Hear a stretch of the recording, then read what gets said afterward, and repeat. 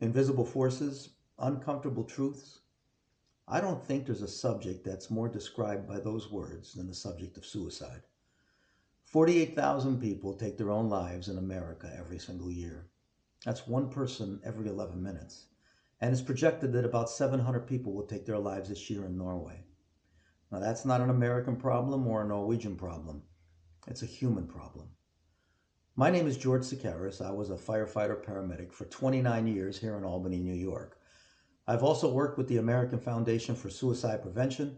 I've raised monies for numerous fundraisers, told my story, and helped shed light on a subject that's been in the dark and invisible for far too long. So, why talk about a subject like this?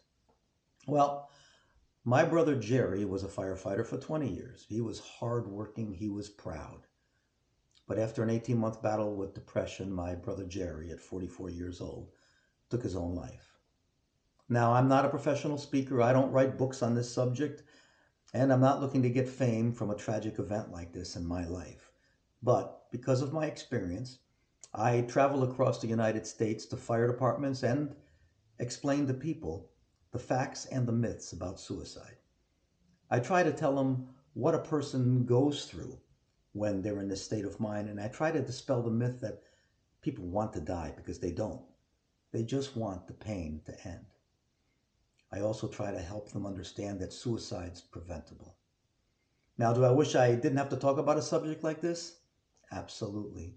But it's a story that has to be told so that the taboo that society associates with suicide is dispelled. Because if we don't, then more lives will be lost. So help me share this story.